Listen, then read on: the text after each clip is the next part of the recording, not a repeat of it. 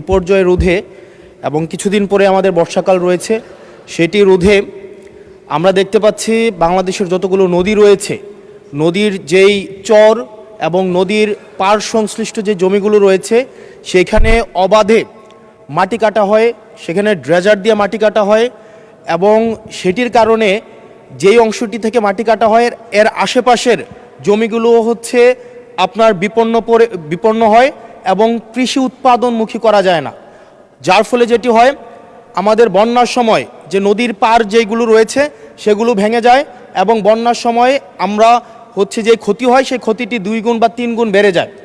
সেজন্য মাননীয় মন্ত্রী মহোদয়ের কাছে আমার প্রশ্ন হচ্ছে, আমাদের এই পরিবেশ সংকট বিবেচনায় আমাদের সামনে বর্ষাকাল রয়েছে, সেটি বিবেচনায় মাটি কাটা বন্ধে, ড্রেজার বন্ধে আপনারা কি পদক্ষেপ নিয়েছেন এবং দেখা যায় একটা মামলা দেওয়া হলে একদিনের মধ্যে কোর্ট থেকে জামিন নিয়ে আবার তাদের মাটি কাটা ব্যবসা শুরু করে দেয়, সেজন্য স্থায়ীভাবে এই বিষয়টি বন্ধে কি ধরনের পদক্ষেপ নেওয়া হবে সেই বিষয়টি জানতে চাচ্ছি।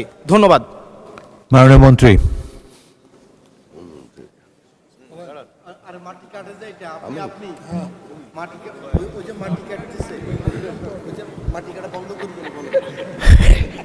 মাননীয় স্পিকার, আপনাকে ধন্যবাদ।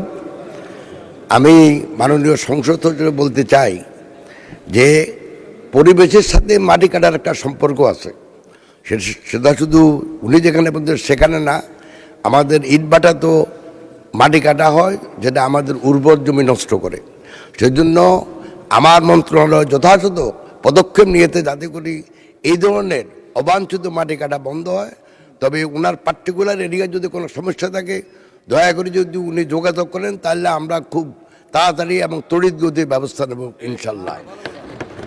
আপনাকে ধন্যবাদ মাননীয় স্পিকার। তারকা চিহ্নিত প্রশ্ন 92, মাননীয় সদস্য সরওয়ার জানাম নিজাম, চট্টগ্রাম 13। ধন্যবাদ। মাননীয় মন্ত্রী।